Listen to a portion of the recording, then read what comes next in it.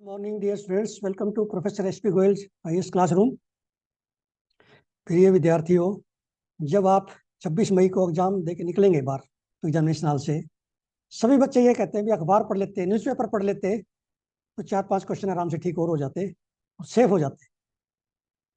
और जितने comment box में कमेंट आते हैं सभी कहते हैं कि स्टेट सर्विसेज हो चाहे यूपीएससी हो, बिना न्यूज़पेपर के, बिना करंट अफेयर्स के पास नहीं हो सकते, क्वालिफाई नहीं कर सकते। और करंट अफेयर्स भी न्यूज़पेपर का। लेकिन फिर भी 95% से ज़्यादा बच्चे न्यूज़पेपर को पढ़ना पसंद नहीं करते, शॉर्टकट चलते हैं। फिर मार्केट से मटेरियल मिल जाए, मंथली मैगजीन 360, और हम जल्दी कर दें, शॉर्टकट नहीं। फिर मॉक टेस्ट देंगे, मॉक टेस्ट में आपको ये नहीं पता भाई कौन से क्वेश्चन आपसे पूछेंगे, वो कौन से छोड़ दिए। हमारी तरह से जैसे हम कर रहे हैं रोजाना, इसमें कितनी ट्रांसपेरेंसी है, खुली किताब है, आप देख रहे हैं। रोजाना आप देख न्यूज़पेपर जब आप पढ़ेंगे आपको पता चल जाता है, आप रोजाना कमेंट देते हैं भी सर आपने ये क्वेश्चन छोड़ दिया, ये क्वेश्चन और लेना चाहिए था। तभी आप इसका मतलब आप क्रिटिकली पढ़ रहे हैं। यही एक तरीका है पास करने का प्रीलिमिनरी करंट अफेयर्स का। मतलब 25-30 क्वेश्चन जो करंट अफेयर्स के आएंगे वही मुश्किल पड़ेंगे। स्टैटिक तो आप जो है 5वीं क्लास से पढ़ रहे हैं एनसीईआरटी। तो जितने भी मैं क्वेश्चन लेके आता हूँ आप देखेंगे रोजाना इनोवेटिव क्वेश्चन है जो आप सोच ही नहीं सकते, चाहे वो इकोनॉमी के हैं, ज्योग्राफी के हैं, वर्ल्ड लोकेशंस हैं, इंटरनेशनल, कितने ही क्वेश्चन जो ना मैं आपको रोजाना करा रहा हूँ। और आज भी आप मैं बीच में बताऊंगा आपको, ये क्वेश्चन मिलेगा ही नहीं आपको एकेडमी में किसी में। मैं किसी एकेडमी का अगेंस्ट नहीं है, मैं एक सिस्टम के वो बोल रहा हूँ कि आप इतनी फीस देने के बाद भी आपको ये नहीं पता भी आपका प्रीलिमिनरी जो है क्लियर हो जाएगा। प्रीलिमिनरी तो अश्योर्ड होना चाहिए ना, तभी तो आप आगे बढ़ोगे, मेन में जाओगे, इंटर में जाओगे, ज्वाइन करोगे लाल बहादुर शास्त्री एकेडमी मसूरी में। तो देखिए आज कैसे मैं क्वेश्चन निकाल रहा हूँ, मेरी न्यूज एनालिसिस और क्वेश्चन देखिए।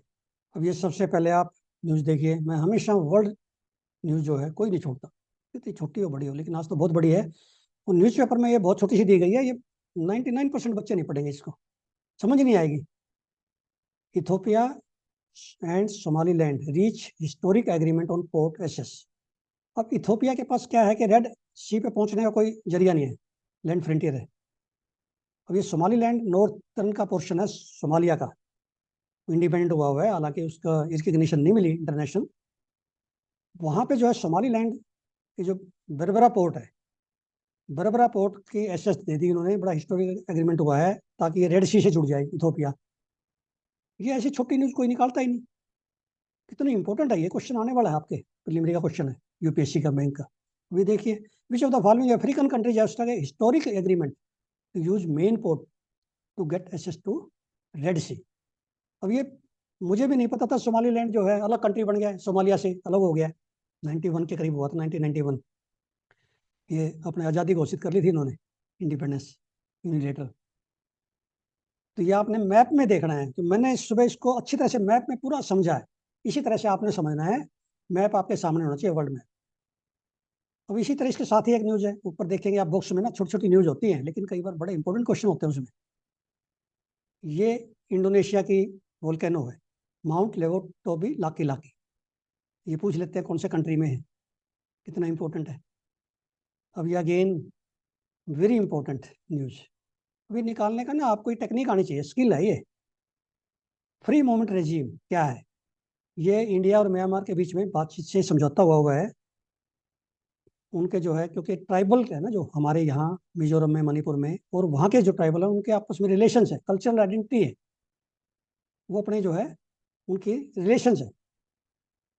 तो उनका गवर्नमेंट ने अब तक क्या किया हुआ था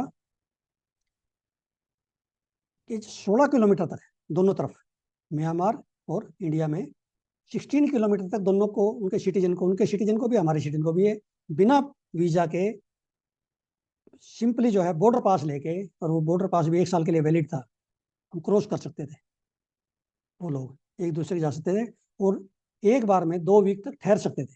ये इंडिया और म्यांमार का समझौता था। उसके बाद जैसे मिलिट्री कूप हुई 2021 में, रिफ्यूजीज आ गए, या फिर वहां से ड्रग की स्मगलिंग होती है, ये कई प्रॉब्लम आ गई बॉर्डर पे।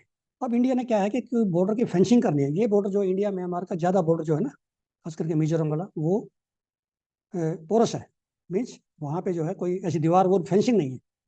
अब गवर्नमेंट जो है स्मार्ट फेंसिंग करने जा रही है, ताकि वहाँ इलीगल इमिग्रेशन ना हो, ड्रग या दूसरी जो है कोई भी स्मगलिंग ना हो। तो ये कितना अच्छा क्वेश्चन बनाया है। ये फ्री मूवमेंट रेजिम पूछ सकते हैं आपसे कि ये हिल ट्राइब्स हैं, 16 किलोमीटर तक आ जा सकते हैं, फिर ये 2 वीक तक ठहर सकते हैं, फिर ये ministry of home affairs can consider, state government नहीं कर सकती। फ्री मूवमेंट रेजिम मिनिस्ट्री के हाथ में, होम अफेयर्स के।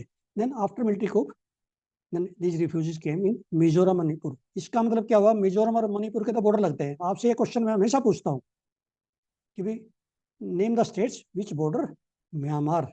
वेरी इंपॉर्टेंट क्वेश्चन, और ये ज्यादातर गलत करते हैं, 90% बच्चे कंफ्यूज हो जाते हैं एग्जाम में जाके। अब ये देखिए, which of the following state does not share border with Myanmar. अभी अरुणाचल प्रदेश सबसे ऊपर नजर आता है, लेकिन इससे काफी बॉर्डर लगता है। नागालैंड, मिजोरम, देन त्रिपुरा का नहीं लगता।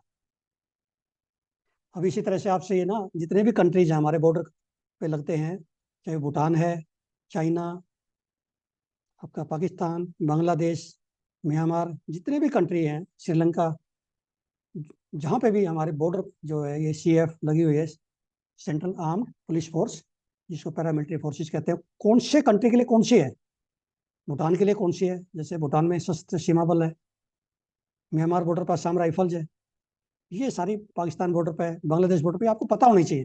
कभी भी आपका क्वेश्चन आ सकता है, ये this is a very simple question. अब ये मनरेगा का एडिटोरियल पाया हुआ है। अब मनरेगा में क्या है कि अब जो है आधार बेस्ड पेमेंट सिस्टम कर दिया। अभी आधार को जोड़ना है, डिजिटल पेमेंट हो गई सारी। उससे क्या है, क्योंकि इसमें काफ़ी 35% जॉब कार्ड होल्डर हैं, दूसरे एक्टिव वर्कर हैं, जो कि जिन्होंने कम से कम 1 दिन काम किया 1 साल में। अब ये इसके वजह से उनको पेमेंट में मिलने में दिक्कत, लेट हो रहा है। गवर्नमेंट ये मनरेगा में किया है ताकि कोई प्रिफरेंस ना हो। तो अब क्या चैलेंजेस है, मैंने इसका मेन का भी क्वेश्चन उठाया, आपने इसका आंसर देना है, जितने भी आते रहते हैं इसमें। अब ये कह रहे हैं भी, जैसे 7.6 करोड़ वर्कर्स के जो है डिलीट हो गए नाम, पिछले किए हैं इन्होंने डिस्क्रिपेंसी में। आधार और जॉब कार्ड की डिस्क्रिपेंसी है। क्या है कि कई बार आधार कार्ड में जेन्युइन भी जो है उसकी भी डिस्क्रिपेंसी आ जाती है। तो इसमें गवर्नमेंट को सोचना पड़ेगा कि 7.6 करोड़ में जो जेन्युइन है वर्कर्स, उनको वापस लिया जाए। तो ये आपका, अब इन्होंने क्या किया है, लेटेस्ट जो ऑर्डर गवर्नमेंट के ये है मनरेगा में, कि इसमें केस टू केस पे जो है, ग्राम पंचायत के केस टू केस पे ये वो करेंगे। रूरल डेवलपमेंट मिनिस्ट्री के अंडर आता है ना, ये मिनिस्ट्री ऑफ रूरल डेवलपमेंट आता है, केस टू केस स्टडी करके फिर इंक्लूड करेंगे। तो it is a demand driven scheme, ये भी आपको पता होना चाहिए। ऐसे पूछ लेते हैं ये क्वेश्चन आपके प्रीलिमिनरी में, MNREGA is demand driven scheme.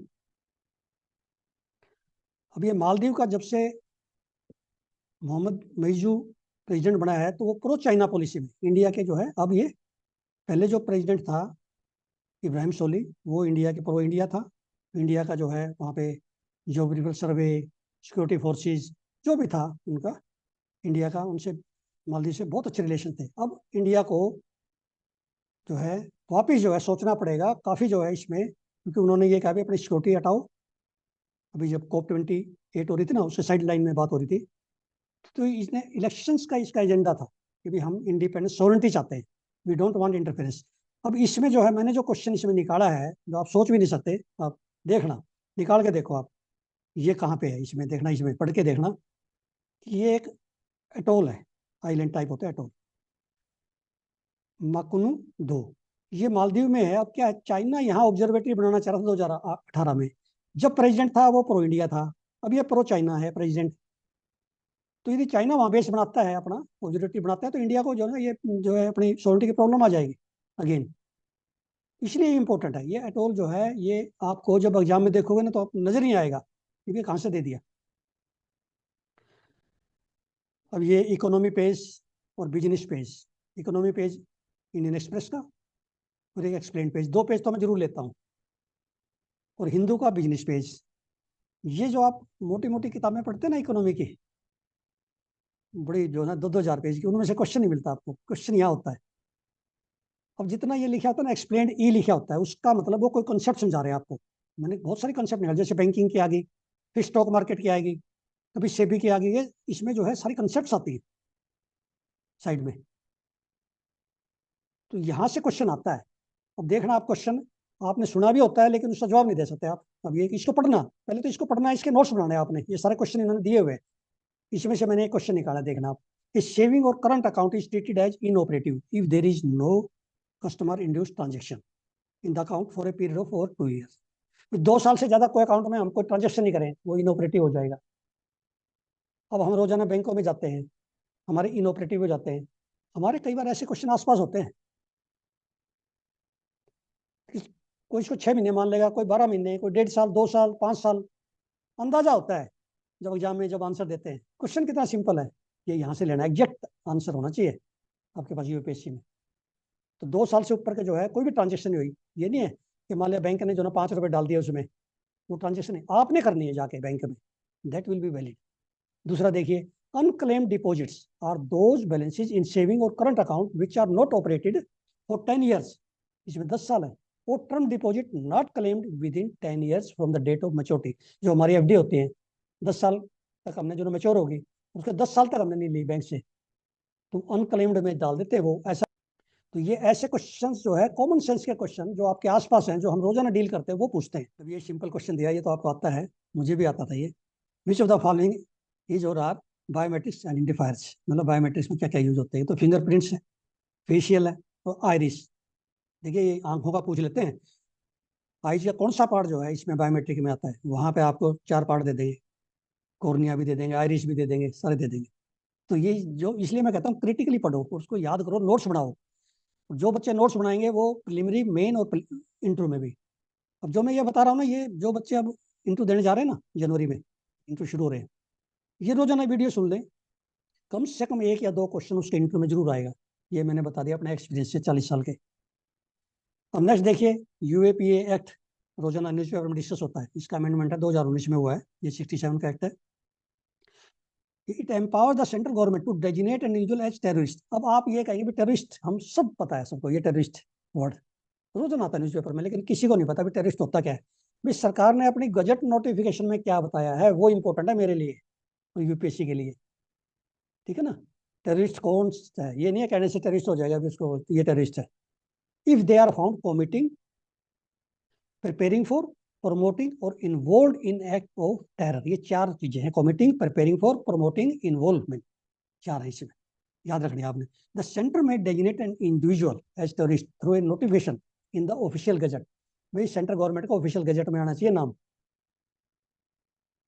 ठीक है ना, तब वो होगा। और उसका भी 4th शेड्यूल में डालते हैं वो, यूपीएपीए एक्ट जो है ना, उसका 4th शेड्यूल है, उसमें टेररिस्ट का नाम डल जाएगा ना, इसका मतलब वो टेररिस्ट बन गया, उसको टेररिस्ट घोषित हो गया वो, चाहे वो इंटरनेशनल लेवल पे हो चाहे नेशनल लेवल पे।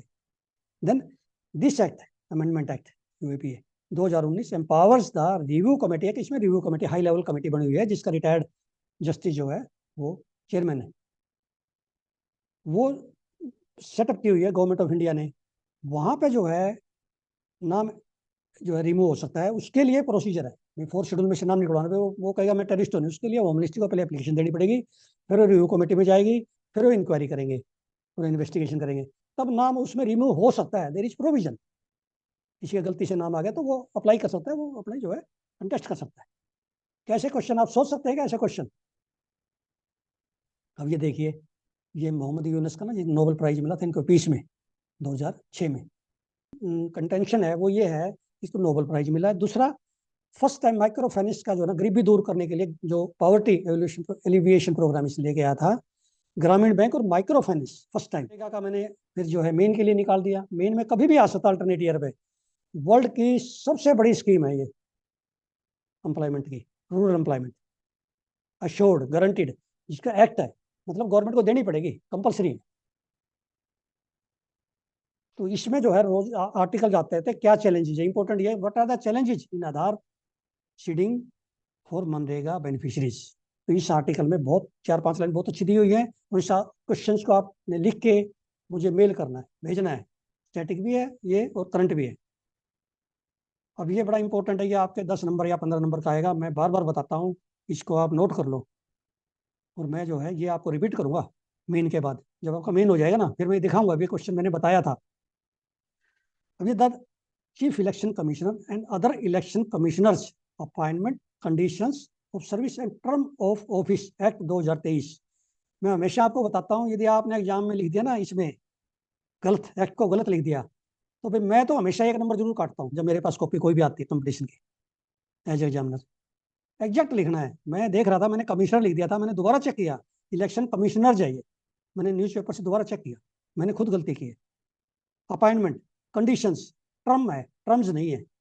ये वर्ड जो ना ध्यान से देखना है आपने, नंबर कटवा देंगे ये। अब ये जो है क्या है, इसमें मैं बता देता हूँ। ये एक्ट पास हो गया है, एक्ट बन गया है, प्रेसिडेंट के हस्ताक्षर हो गए 2023 का। एक तो 2023 में ये बना है, इलेक्शन कमीशन से है। इलेक्शन कमीशन से हर बार एक क्वेश्चन आता है उसके इंडिपेंडेंस से। अब ये इंडिपेंडेंस से रिलेटेड है। जो कंपोजिशन बनी है, कमेटी बनी है, पहले क्या था, फरवरी 2023 में सुप्रीम कोर्ट ने ये ऑर्डर किए थे कि भी एक सीजीआई मेंबर होगा, प्राइम मिनिस्टर होगा, लीडर ऑफ अपोजिशन होगा और चीफ जस्टिस ऑफ इंडिया होगा। लेकिन गवर्नमेंट ने इस डिसीजन को पार्लियामेंट से, अब जो एक्ट पास हुआ तो उसमें सीजीआई की जगह, चीफ जस्टिस की जगह union cabinet minister, that too nominated by prime minister. इसका मतलब क्या होगा कि 3 मेंबर हैं, 2 ने यदि जो जिसको भी वो करेंगे, सी बनाएंगे, ईसी बनाएंगे, तो ये यूनियन 2 बना सकते हैं। तो इंडिपेंडेंस इरोड होती है ऐसे। तो आप लिख सकते हैं एग्जाम में। अब ये क्वेश्चन देखिए ऐसे ही आएगा आपका मेन एग्जामिनेशन में, इससे मिलता जुलता आएगा। The chief election commissioner and other election commissioners appointment, conditions of services and term of office act 2023 has diluted the supreme court judgment by replacing CGI with a union cabinet minister. Is it not compromising free and fair elections with exclusion of CGI from the committee? अब जो है judicial review के लिए petitions आ गए। ये petitions हैं, तो जो पिटिशंस में अपोजिशन कह रही है या वकील कह रहे हैं, वो भी हमने पॉइंट पढ़ने हैं, हमें लिखने में आसानी हो जाएगी कि भी कैसे इरोड होगी free and fair elections, autonomy कैसे इरोड होगी। तो फ्री एंड फेयर इलेक्शंस हमारा बेसिक स्ट्रक्चर है कॉन्स्टिट्यूशन का, इसलिए अब जुडिशियल रिव्यू होगा। ऐसे क्वेश्चंस आपने इनके मॉडल आंसर बना के भेजने, आई विल चेक इट। तो प्रिय विद्यार्थियों, मेरी आपसे सबमिशन अनुरोध है कि मेरी जितनी भी वीडियो आती हैं उनको ज़्यादा से ज़्यादा लाइक करें, शेयर करें, सब्सक्राइब करें, ताकि आप प्रीलिमिनरी में सेव हो जाएं, मेन में आपके कंफर्टेबल हो जाएं। कम से कम मेरी इन वीडियो से 50 नंबर ज़्यादा आए। Thank you very much.